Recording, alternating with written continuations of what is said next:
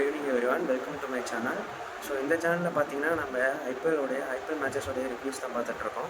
So இப்போ வரைக்குமே 20 match review பார்த்துருக்கோம். இது வந்துட்டு match number 21, Sunrisers Hyderabad vs Rajasthan royals. So இது எங்கே நடந்தது இந்த மேட்ச் பார்த்தீங்கன்னா ஹைதராபாத்தில் ராஜீவ் காந்தி ஸ்டேடியத்தில் நடந்தது. ஸோ இந்த மேட்சை பொறுத்த வரைக்கும் ராஜஸ்தான் ராயல்ஸ் டாஸ் ஜெயிச்சு போலிங் ஃபர்ஸ்ட் எடுத்தாங்க. ஸோ இதில் வந்துட்டு சன்ரைசர்ஸ் ஹைதராபாத் பேட் ஃபர்ஸ்ட் பண்ணும்போது ஒரு சூப்பர்பான ஸ்டார்ட் ராஜஸ்தான் ராயல்ஸ் ஃபர்ஸ்ட் பாலே வந்துட்டு அபிஷேக் சர்மா அவுட் ஆகிட்டார். ஸோ இதனால் வந்துட்டு டிராவிஸ் ஹெட்டுமே ரொம்ப ஸ்லோவான இன்னிங்ஸ் தான் சொல்லலாம். 19 பாலில் 18 ரன் தான் அடிச்சிருந்தாரு, 2 4 தான் அடிச்சிருந்தாரு டிராவிஸ் ஹெட்டு. ஸோ ஓப்பனர்ஸ் அந்தளவுக்கு கிளிக்கே ஆகலை. ஆனால் மூணாவது அவன் நம்ம டீமில் வந்து இஷான் கிஷன் ரொம்பவே சூப்பராக ஆனார். 44 பாலில் 91 ரன் அடித்து பயங்கரமாக அடித்தார். ஸோ இது வந்துட்டு 8 4 6 6 ஸ்ட்ரைக் ரேட் வந்து 207 கிட்ட ஸ்ட்ரைக் ரேட் ஆனார். ரெண்டு கிளாஸுமே இன்னொரு பக்கம் நல்லாவே சப்போர்ட் பண்ணார். ஸோ 26 பாலில் 40 ரன்னு, 3 4 2 6 அடிச்சு ரொம்பவே சூப்பராக பண்ணார். ஸோ கடைசியில் வந்துட்டு நிதிஷ்குமார் ரெட்டி, அனிகேத் வர்மா, சலீல் அரோரா எல்லாமே வந்துட்டு நல்லா ஃபினிஷர்ஸ் கொடுத்தாங்கன்னு சொல்லலாம்.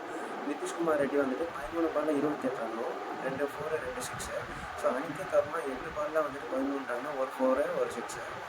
சலீல் அரோரா வந்துட்டு 13 பாலில் 24 ரன் அடித்து ரொம்பவே சூப்பராக ஃபினிஷ் கொடுத்தாங்க. 2 4 1 6 பயங்கரமாக ஃபினிஷ் பண்ணாங்க. ஸோ ராஜஸ்தான் ராயல்ஸ் பவுலிங் வச்சு பார்த்தீங்கன்னா ஜோஃப்ரா ஆர்ச்சர் ஒரு டீசெண்டாக பவுலிங் போட்டார். ஸோ 4 ஓவரில் 37 ரன்னு, 2 விக்கெட்டு நல்லாவே போட்டார்னே சொல்லலாம். ஸோ நாட்ரி பர்கரும் 4 ஓவரில் 38 ரன்னு, ஆனால் வந்துட்டு அந்தளவுக்கு விக்கெட்ஸே எடுக்கல. ஸோ சந்தீப் சர்மாவை செம்மடி அடிச்சிட்டாங்க. 4 ஓவரில் 46 ரன்னு, 1 விக்கெட் தான் போயிருந்தது. ஸோ ரியான் பராகும் சரி, ரவி பிஷ்னாயும் சரி ரொம்பவே எக்ஸ்பென்சிவாக தான் போட்டாங்க. துஷார் தேஷ்பாண்டியா இருக்கட்டுமே வந்துட்டு ரன் ரேட் எக்கனாமி ரேட் வந்துட்டு 13 மேலே தான் போயிட்டு இருந்துச்சு. ஸோ இதனால் வந்து பார்த்தீங்கன்னா ஸோ இது ஒரு நல்ல டோட்டல்னே சொல்லலாம் டூ டிஃபெண்டு. ஆனால் வந்துட்டு நம்ம என்ன தான் நினச்சிட்டு இருந்தோம், சன்ரைசர்ஸ் ஹைதராபாத்துக்கு பவுலிங்கே கிடையாது, அவங்கள்ட்ட பேட்டிங் வச்சு தான் பண்ணிகிட்ருக்காங்க. ஸோ அப்படின்னு பார்த்தப்போ 2 டிபோனண்ட் ரொம்பவே சூப்பராக வந்துட்டு டெபியூட் பண்ணாங்க. ஒன்று வந்துட்டு பிரஃபுல் இங்கே, இன்னொன்று சகிப் ஹுசைன் ரொம்பவே சூப்பராக போட்டாங்க. வைபவ் சூரியவன்ஷியாக இருக்கட்டும், ரோஜராக இருக்கட்டும். நான் நினச்சேன் வைபவ் சூரியவன்ஷிக்குமே எஸ்எஸ்சி ஜெய்ஸ்வாலுக்குமே இந்த ரன் பத்தாது ஈஸியாக அடிச்சிருக்காங்கன்னு நினச்சேன். ஸோ வைபவ் சூரியவன்ஷி வந்துட்டு நல்லா கிட்டத்தட்ட உடம்புக்கு போட்டாருன்னு சொல்லணும். நல்ல ஒரு ஷார்ட் பால். டக்குன்னு வந்துட்டு அவரை ஃபுல் ஷாட் அடிக்க போய் டாப் ஏஜ் ஆகி ஃபஸ்ட் பாலே அவுட் ஆகிட்டார். அதே மாதிரி தான் துருஜரும் ரோன் பட்ராஸியாக இருக்கட்டும் எல்லாமே வந்துட்டு ஃபஸ்ட் பால் டாக்கு. ஸோ எஸ்எஸ்சி ஜெயிச்சாலுமே 4 பாலில் ஒரு ரன் தான் அடிச்சிருக்காரு, அவுட் ஆகிட்டார். ஸோ ரியான் பராகும் சரி டக்கு தான். ஸோ நானும் நினச்சேன் ஆர்சிபியோடைய 49 ரன்ஸை விட ரொம்ப கம்மியாக பிரேக் ஆகிடும், 49 ரன்னுக்கு ஆல் அவுட் ஆனாங்க ராயல் சேலஞ்சர்ஸ் பெங்களூர், அதை விட மோசமாக அடி ஒன்று அவுட் ஆகிடுவாங்க அப்படின்னு நினச்சேன். ஆனால் ஒரு பக்கம் பார்த்தீங்கன்னா டொனால்ட் ஃபெரவராக இருக்கட்டும், ரவீந்திர ஜடேஜாவாக இருக்கட்டும் ரொம்பவே சூப்பராக ஆடினாங்க. நல்ல ஒரு பார்ட்னர்ஷிப் எடுத்து போனாங்க. டொனால்ட் ஃபெரவரா வந்துட்டு 40 பால் 69 ரன்னு, ஸோ 5 6 4 4. அப்புறம் ரவீந்திர ஜடேஜா வந்து 32 பால் 45 ரன்னு, ஸோ 3 4 2 6. துஷார் தேஷ்பாண்டே தான் அன்எக்ஸ்பெக்டடு ரொம்பவே சூப்பராக ஆடினார். 14 பால் 25 ரன்னு, 3 6 அடிச்சார். ஸோ இதில் எஸ்ஆர்எச் பவுலிங் பார்த்தீங்கன்னா பிரஃபுல் இங்கே நான் முன்னாடி சொன்ன மாதிரி 4 ஓவரில் 34 ரன், 4 விக்கெட்டு ரொம்பவே சூப்பராக போட்டார். இன்னொரு பக்கம் சகிப் ஹுசைன் அவரும் பயங்கரமாக போட்டார். 2 பேருமே டெபுட் அடிச்சிட்டாங்க இந்த மேட்சை பொறுத்த வரைக்கும். ரொம்பவே சூப்பராக டெபுட் பண்ணாங்க.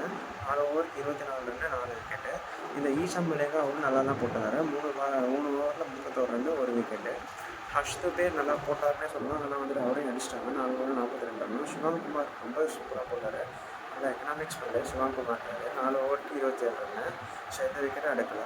ஸோ இது ஒரு எஸ்ஆர்எச்சோடைய நல்ல ஒரு பாசிட்டிவ் பூஸ்ட்னே சொல்லலாம். பவுலிங் இல்லை பேட்டிங் வச்சு தான் பண்ணிகிட்டு இருக்கேன் அப்படின்னு சொல்லும்போது. ஸோ இந்த மேட்ச் ஒரு நல்ல ஒரு டர்ன் அரவுண்ட் ஆச்சு சன்ரைசர்ஸ் ஹைதராபாத் பொறுத்தவரைக்கும். இது அவங்களுடைய ஃபஸ்ட்டு வின் இந்த டோர்னமெண்ட்டில். So Noman Ferreira, Ravindra Jadeja அந்த பார்ட்னர்ஷிப் இல்லைன்னா வந்துட்டு கண்டிப்பாக 49 50க்குள்ளேயே வந்துட்டு ராஜஸ்தான் ராயல்ஸ் அவுட் ஆகிருப்பாங்க.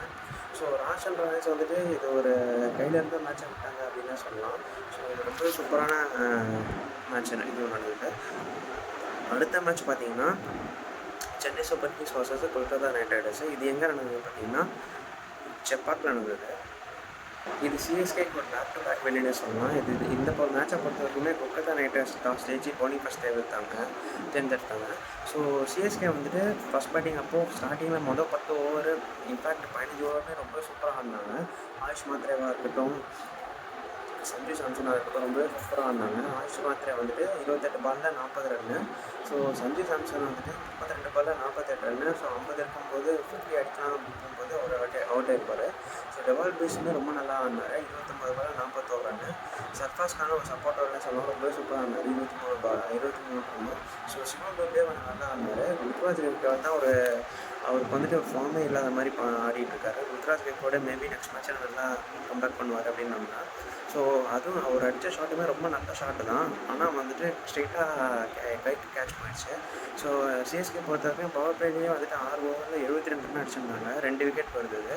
ஸோ இது வந்துட்டு வெறும் 10 ஓவர்லேயே 100 ரன் அடித்து 15 ஓவரில் ஈஸியாக 150 மேலேயே போயிட்டாங்க. ஆனால் நினச்சேன் நான் வந்துட்டு ஸ்கோர் வந்துட்டு 220 போகும் அப்படின்னு நினச்சேன் நான். ஸோ கடைசியில் வந்துட்டு கேகேஆர் லாஸ்ட்டில் வந்துட்டு கொஞ்சம் நல்லாவே ஹோல்ட் பண்ணாங்களா இல்லை பிச்சு ரொம்ப ஸ்லோவாகிடுச்சான்னு தெரியல. ஸோ வந்துட்டு சிஎஸ்கே லாஸ்ட் 5 ஓவர்ஸ் சுத்தமாக ரன்ஸே வரல. ஸோ லாஸ்ட் 5 ஓவர்ஸில் ஒரு அரௌண்ட் 30 ரன்ஸ் தான் வருது சென்னை சூப்பர் கிங்ஸ் பொறுத்த வரைக்கும். ஸோ அந்த இடத்துல வந்துட்டு ஒரு சிவம் டூபே பதிலாக வந்துட்டு வேறு யாராவது கொஞ்சம் இறக்கி விட்டுருக்கலாம் அப்படின்னு நான் நினைக்கிறேன். ஸோ அடுத்து வந்துட்டு இதை கேகேஆர் பவுலிங் பற்றி பார்த்தேன்னா கார்த்திக் தியாகி கொஞ்சம் டீசெண்டாக போட்டார். 4 ஓவரில் 35 ரன் 2 விக்கெட்டு. சுனில் நரேன் ரொம்ப சூப்பராக போட்டார். 4 ஓவரில் 21 run 1 wicket. So Vaibhav Arora 4 ஓவரில் வந்துட்டு 1 விக்கெட் எடுத்தார், ரொம்ப நல்லா போட்டார். ஆனால் வருண் சக்கரவர்த்தி வந்துட்டு வைபவ் அரோரா வந்துட்டு பயங்கர எக்ஸ்பென்சிவாக தான் போனார். வருண் சக்கரவர்த்தியும் வந்துட்டு 2 ஓவர் தான் போட்டார், ஆனால் 11 ரன் வந்துருச்சு. ஸோ ரொம்பவே வந்துட்டு எல்லாருமே அடிச்சிட்டாங்க. சஞ்சு சாம்சன் சூப்பராக ஆடினார், நல்ல ஃபார்மில் இருந்தார். ஸோ ஆயுஷ் மாத்திரம் சூப்பராக ஆடினார். ருத்ராஜ் மட்டும் ஃபார்முக்கு வந்தால் இந்த மேட்ச் ரொம்பவே நல்லா இருந்திருக்கும். ஸோ அவர் நெக்ஸ்ட் மேட்ச் நல்ல ஃபார்முக்கு வருவார்னு நினைக்கிறேன். ஸோ அடுத்து கேகேஆருடைய சேஸ் பற்றி பார்த்தோம்னா கேகேஆர் ரொம்பவே வந்துட்டு ஒரு ஸ்லோ ஸ்டார்ட்டை தான் ரொம்பவே டீசெண்டாக ஸ்லோவாக தான் ஸ்டார்ட் பண்ணிட்டு இருந்தாங்க. அஜிங்கா ரஹானே வந்துட்டு நல்லா ஆடிட்டு இருந்தாங்க. அஜிங்கா ரஹானேயும் சரி, அங்கேஷ் ரகுவன்ஷியும் சரி. ஸோ ஆனால் ஒரு சைடு வந்துட்டு 100 ஆகும்போது இன்னொரு சைடு அகில் ஹுசைன் யூஸ் பண்ணி பயங்கரமாக போட்டாங்க. ஸோ அஜிங்கா ரஹானே வந்துட்டு ஷார்ட் அடிக்க போய் ஸோ 35 ரன்ஸ் அவுட் ஆயிடுவார், ஒரு கேட்ச் வந்துடும். ஸோ அங்கேஷ் ரகுவன்ஷுமே வந்துட்டு அடிக்க போய் அவுட் ஆயிடுவார். கேமரா கேன் ஃபஸ்ட்டு பாலே டக் அவுட் ஆயிடுவார். ஸோ ரோமன் பவர் கொஞ்சம் லாஸ்ட்டில் வந்து கொஞ்சம் ஃபைட் கொடுத்தாருன்னே சொல்லலாம். 22 பாலில் 31 ரன்னும். ரமன்தீப் சிங்கும் அதே மாதிரி 23 35 ரன்னும் நல்லா ஒரு ஃபைட்லேயே சொல்லலாம். ஆனால் வந்துட்டு ரிங்கு சிங்கும் சரி, கேமரூன் கெயின் கிட்டத்தட்ட கேமரூன் கெயின் 25 ஓவர்ஸ் எடுத்து ஒன்றுமே பண்ணல. ஒரு பவுலிங்கும் போடல, பேட்டிங்கும் வந்துட்டு அவுட் ஆஃப் ஃபார்ம் தான் தெரியுறாரு. ஸோ சிஎஸ்கே பவுலிங் பற்றி பார்த்தீங்கன்னா 100 ஓவர் வந்துட்டு 4 ஓவரில் 21 ரன் 3 விக்கெட்டு. அன்ஷுல் கம்போஸ் ரொம்ப நல்லா போட்டார். 4 ஓவரில் 32 ரன் ஒரு 2 விக்கெட்டு. அர்ஜுன் சூப்பராக போட்டார், 4 ஓவருக்கு 1 விக்கெட்டும். கலீல் அஹ்மத் நல்லா போட்டார், 1 விக்கெட்டு. ஸோ இந்த மேட்சை பொறுத்த வரைக்கும் பார்த்தீங்கன்னா இது சிஎஸ்கேக்கு வந்துட்டு ஒரு பேக் டு பேக் வின்னே சொல்லலாம். சிஎஸ்கேவோட கம்பேக் இதுவாக இருக்கும்போது தான் நல்ல காம்படிஷனும் அப்படின்னு மேபி நீங்கள் வந்துட்டு கமெண்ட் செக்ஷனில் கமெண்ட் பண்ணுங்கள். இது ஒரு நல்ல மேட்ச் அப்படின்னே சொல்லலாம். ஸோ கெய்க்வாட் மட்டும் தான் ஃபார்முக்கு வரணும். கெய்க்வாட் ஒரு நல்ல பேட்டிங் எடுத்து ஃபார்முக்கு வந்தால் சிஎஸ்கே வந்துட்டு ஒரு டாப் 4 போடுறதுக்கான வாய்ப்புகள் நிறையாவே இருக்குது. ஸோ அடுத்த மேட்ச் என்ன நடந்ததுன்னா Lucknow super giants versus royal challengers Bengaluru. இது எங்கே நடந்ததுன்னா பெங்களூர் தான் நடந்தது. ஸோ அதுக்கு முன்னாடி சிஎஸ்கே அந்த லாஸ்ட் மேட்ச்சில் என்ன ஆச்சுன்னா கலீல் அஹ்மத் வந்துட்டு ஒரு இன்ஜுரி மாதிரி சொல்கிறாங்க. கலீல் அஹ்மத்துக்கு வந்துட்டு ஒரு ரீப்ளேஸ்மெண்ட்டாக யார் இருப்பா அப்படின்றத எங்கள் கமெண்ட் செக்ஷனில் மென்ஷன் பண்ணுங்கள். என்னை பொறுத்த வரைக்கும் ராமகிருஷ்ணா கோஷ்க்கு ஒரு சான்ஸ் கொடுக்கலாம். இல்லைனா வந்துட்டு லெஃப்ட் ஹேண்ட் பேசர் தான் வேணும் அப்படின்னா வந்துட்டு முகேஷ் சௌத்ரிக்கு ஒரு வாய்ப்புகள் கொடுக்கலாம் கலீல் அஹ்மத்தை பார்க்கலாம். ஸோ கலீல் அஹ்மத் சூப்பராக போட்டிருக்காரு இந்த சீசனை பொறுத்த வரைக்கும். கிட்டத்தட்ட ஒரு டாப் கண்டக்டர் ஒரு பர்பிள் கேப்னே சொல்லலாம். ஸோ அடுத்த மேட்ச்சை வந்துட்டு ஆர்சிபி வர்சஸ் லக்னோ சூப்பர் ஜெயின்ஸு நேற்று நடந்தது. பெங்களூர் சின்னசாமி ஸ்டேடியத்தில் நடந்தது. ஸோ இதில் வந்துட்டு ராயல் சேலஞ்சர்ஸ் பெங்களூரு டாஸ் ஜெயிச்சு பவுலிங் ஃபஸ்ட் எடுத்தாங்க. இந்த சீசன்லேயே ஒரு ரொம்ப மட்டமான டீமு, மட்டமான பேட்டிங் பார்த்தீங்கன்னா அது லக்னோ சூப்பர் ஜெயின்ஸ் மட்டும்தான். மட்டமான பேட்டிங்கு ப்ளஸ் பவுலிங் தான் ஸ்டார்டிங்லேயே சொன்னால் பவுலிங்லேயே இல்லை, அந்தளவுக்கு இல்லை அப்படின்னு.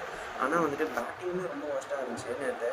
கிட்டத்தட்ட ஒரு மார்க்கமாக இருக்கட்டும், மிச்சல் மார்ஷ் மட்டும் தான் ஒரு நல்ல ஸ்கோர் அடித்தார். 32 பால் 40 ரன்னு, 3 4 2 6. வேறு யாருமே வந்துட்டு அந்தளவுக்கு 15 ரன்னே தாண்டிட்டேன். இன்னொரு வந்து ஆயுஷ் மாத்திரம் கொஞ்சம் நல்லா இருந்தார். 24 பாலில் 38 ரன்னு. மற்ற யாருமே வந்துட்டு 15 ரன் தாண்டவே இல்லை. ரிஷப் பண்ணிட்டு 1 ரன் அவுட்டு, நிக்கோலஸ் புரானும் 1 ரன் அவுட்டு, ஐடன் மார்க்கமும் சரி 12 ரன் அவுட் ஆகிட்டார். அப்துல் சமாது டக் போயிட்டார். முகுல் சௌத்ரி கொஞ்சம் நல்லா ஆடுவார் அப்படின்னு பார்த்தா அவர் நல்லா தான் ஆடினார். ஆனால் அந்த சிச்சுவேஷன் பொறுத்த வரைக்கும் அவர் டூ டேட்னே சொல்லலாம். ஸோ 28 பால்ல 39 ரன் அடிச்சு 3 4 2 6 அடிச்சு லாஸ்ட் மேட்ச் ஹீரோ அவரால் எதுவுமே பண்ண முடியல. லாஸ்ட் 2 மேட்ச் முன்னாடி ஒரு ஹீரோவாக சொல்லலாம். ஸோ மற்றபடி அந்தளவுக்கு சுத்தமாக பேட்டிங்கே இல்லை. 20 ஓவருக்கு ஆல் அவுட் ஆகிட்டாங்க. 146 தான் அடிச்சு. ஸோ ஆர்சிபியோடைய பவுலிங் ரொம்பவே சூப்பராக இருக்குது. அவங்க ஆர்சிபி டீம் பயங்கரமாக டீமாக இருக்குது. பேட்டிங்காக இருக்கட்டும், பவுலிங்காக இருக்கட்டும், ஃபீல்டிங்காக இருக்கட்டும், ஒரு சாம்பியன் சைட் மாதிரி ஆடுறாங்க. ஸோ இந்த மேட்சை பொறுத்த வரைக்கும் ரஷிக் சலாம்னு ஒருத்தர் புதுசாக எடுத்துகிட்டு வந்தாங்க. ரஷிக் சலாம் 4 ஓவருக்கு 24 ரன் கொடுத்து 4 விக்கெட்டு சூப்பராக எடுத்திருந்தாரு. ஜோஸ் ஏசாவுட் ஒரு பக்கம் வந்துட்டு 20 ரன் மட்டுமே கொடுத்து 1 விக்கெட் எடுத்திருந்தாரு. புவனேஸ்வர் குமார் பயங்கரமாக போடுறாரு. புவனேஸ்வர் குமார் வந்துட்டு 27 ரன் கொடுத்து 3 விக்கெட் எடுத்துட்டாரு. குணால் பாண்டியா ரொம்ப சூப்பராக போடுறாரு. பேட்டிங்காக இருக்கட்டும், பவுலிங்காக இருக்கட்டும் பயங்கரமாக கலக்கிறாருன்னு சொல்லலாம். ஸோ 4 ஓவருக்கு 38 ரன் 2 விக்கெட்டு. சுரேஷ் சர்மா வந்துட்டு 4 ஓவருக்கு 34 ரன், ஆனால் விக்கெட்ஸ் எதுவுமே எடுக்கல. ஸோ இந்த மேட்ச் ஆர்சிபியோடைய பேட்டிங் செகண்ட் இன்னிங்ஸ் பார்த்தீங்கன்னா ஃபில்ஷாட் வந்துட்டு சீக்கிரமாக அவுட் ஆயிட்டார். 8 பால்லேயே 7 ரன் அடித்து ஒரு விக்கெட் ஒரு ஃபோர் அடித்து அவுட் ஆயிட்டார். ஸோ விராட் கோலியாக இருக்கட்டும் ரொம்ப நல்லா ஆனார். விராட் கோலி வந்துட்டு 34 பாலில் 49 ரன்னு. ஸோ 6 4 1 6. அவர் வந்துட்டு 50 மேலே அடிப்பார் அப்படின்னு நினச்சேன். பார்த்தா வந்துட்டு 49 1 ரன் ஷாட் மாதிரி அவுட் ஆகிட்டார். ஸோ டேவிட் படிக்கலுமே வந்துட்டு ஒரு ஸ்லோ இன்னிங்ஸ்னே சொல்லலாம். 12 பாலில் 10 ரன்னு. ஆனால் வந்துட்டு ரன்ஸ் ரொம்பவே கம்மியாக இருந்ததுனால எல்எஸ்சி அணியுமே கரெக்டாக கொடுக்க முடியல. ஒரு கட்டத்தில் டக்குனு கொஞ்சம் விக்கெட் போச்சு. ஆனால் வந்துட்டு ரஜத் பட்டிடார், ஜிதேஷ் சர்மாலாம் ரொம்பவே சூப்பராக ஆனாங்க. ரஜத் பட்டிடார் 13 பாலில் 27 ரன்னு, ஒரு 4 3 6. ரஜத் பட்டிடார் வந்துட்டு ஃபார்ம் ஆஃபீஸ் லைஃப்னே சொல்லலாம். பயங்கரமாக ஆடுறாரு. ஜிதேஷ் சர்மா ஒரு 9 பாலில் 23 ரன்னு, 2 4 2 6 அடிச்சு பயங்கரமாக ஆடுறாரு. ரொம்ப சூப்பராக ஆடினார். இந்தியாவிலும் சரி 8 பாலில் வந்துட்டு 14 ரன்னு, ஒரு 4 ஒரு 6. இந்தியாவிலும் சரி பொம்மரேஷ் ஷபலுமே சரி 2 பேருமே வந்துட்டு சூப்பராக ஆடி 15 ஓவர்லேயே வந்துட்டு இந்த சேஸ் ஈஸியாக எடுத்துகிட்டு போயிட்டாங்க. ஸோ எல்எஸ்சி வந்துட்டு 220 அடிச்சிருந்தாலுமே ஆர்சிபி ஈஸியாக சேஸ் பண்ணியிருப்பாங்கன்னு சொல்லலாம். ஸோ அந்த அளவுக்கு தான் வந்துட்டு ஆர்சிபியோடைய பேட்டிங் லைனப்பே இருந்தது. ஸோ ரொம்பவே சூப்பராக ஆடினாங்க 2 பேருமே. ஸோ எல்எஸ்சி பவுலிங் பற்றி பார்த்தீங்கன்னா வந்துட்டு ப்ரீத் ஷாடோ கொஞ்சம் நல்லா போட்டார். 3 பாலில் 3 ஓவர் 32 ரன்னு, 3 விக்கெட் எடுத்திருந்தாரு. ஸோ அதே மாதிரி ஆவேஷ் கான் அவரும் நல்லா போட்டிருந்தாரு. 4 ஓவருக்கு வந்துட்டு 23 ரன்னு, 2 விக்கெட்டு. ஸோ ரொம்பவே எக்ஸ்பென்சிவாக போனது யாருன்னா திக்னேஷ் ராத்தி தான். திக்னேஷ் ராத்தி 4 ஓவருக்கு 51 ரன்னு, ஒரு விக்கெட்டுமே எடுக்கலை. முகமது ஷாமிக்கும் விக்கெட்டே கொடுக்கல. ஒரு 3 ஓவருக்கு 30 ரன் போட்டிருந்தாரு. அதே மாதிரி ஜார்ஜ் ரெண்டே கொஞ்சம் டீசெண்டாகவே போட்டாருன்னு சொல்லலாம். ஒரு ஓவருக்கு வந்துட்டு 9 ரன்னு. ஸோ இதனால் எல்எஸ்சி வந்துட்டு கிட்டத்தட்ட ஒரு bottom of the table almost இன்னும் கொஞ்சம் ஒரு 2 மேட்ச் எல்எஸ்சி பார்த்தா எல்எஸ்சி கிட்டத்தட்ட எலிமினேட் ஆகிடுவாங்கன்னு சொல்லலாம். எல்எஸ்சியாக இருக்கட்டும், கேகேஆராக இருக்கட்டும். ஸோ ஒரு டாப் 4 டீம் வந்துட்டு பயங்கர ஸ்ட்ராங்காக இருக்காங்க. ஸோ பாட்டம் டீம் இருக்கிறவங்களுக்கு ரொம்பவே ஸ்ட்ரகிள் பண்ணுறாங்க. யார் காம்பினேஷன் தெரியல, யார் பிளேயிங் லெவன் எடுத்துக்கணும்னு தெரியல. பவுலிங் வீக்காக இருக்குது, ஒரு டீம் வந்துட்டு பேட்டிங் வீக்காக இருக்குது. ஸோ அந்த மாதிரி ஏகப்பட்ட பிரச்சனைகள் இருக்குது. ஸோ இன்றைக்கி பார்த்தீங்கன்னா ஒரு முக்கியமான match Mumbai Indians versus Punjab kings. இந்த மேட்சை பொறுத்த வரைக்கும் யார் ஜெயிப்பா அப்படின்றத நீங்கள் மற்றவங்க கமெண்ட் செக்ஷனில் மென்ஷன் பண்ணுங்கள். என்னை பொறுத்த வரைக்கும் பஞ்சாப் ஒரு செட் டீம் ரொம்பவே கன்சைடாக இருக்காங்க. பேட்டிங்காக இருக்கட்டும், பவுலிங்காக இருக்கட்டும். ஸோ அவங்களுக்கு நிறைய சான்சஸ் இருக்குது. இது வந்துட்டு வெங்கடேயில் நடக்க போகுது மும்பையில். ஸோ எம்ஐயும் நல்ல சைடு தான். ஆனால் வந்துட்டு அவங்களுக்கு பும்ராவை அடிச்சுட்டா அந்தளவுக்கு பவுலிங் யார் போடுவா, யார் வந்துட்டு ரன்ஸை மெயின்டைன் பண்ணுவா அப்படின்னா கொஸ்டின்ஸ் இருக்குது. ஆனால் வந்துட்டு பஞ்சாபை பொறுத்த வரைக்குமே எல்லாருமே சூப்பரான ஃபார்மில் இருக்காங்க. ஹர்ஷ்தீப் சிங்காக இருக்கட்டும், மார்க்கோ யான்சனாக இருக்கட்டும், ஏகப்பட்ட பிளேயர்ஸ் ரொம்ப சூப்பரான ஃபார்ம்ஸில் இருக்காங்க. குறிப்பாக வந்துட்டு கூப்பர் கமிட்டிலாம் ரொம்ப நல்லா இருக்காரு. ஸோ இந்த மேட்சை பொறுத்த வரைக்கும் எனக்கு ஸ்லைட் ஏஜ் வந்துட்டு பஞ்சாப் மேலே இருக்குது. பஞ்சாப் ஜெயிக்கிறதுக்கான வாய்ப்புகள் நிறையவே இருக்குன்னு சொல்லலாம். ஸோ மறக்காமல் நாளைக்கு ஒரு வீடியோவில் பார்க்கலாம். மறக்காமல் கமெண்ட் செக்ஷனில் மென்ஷன் பண்ணி யார் ஜெயிப்பா அப்படிங்கிறத. ஸோ நாளைக்கு இன்னொரு வீடியோவில் பார்க்கலாம்.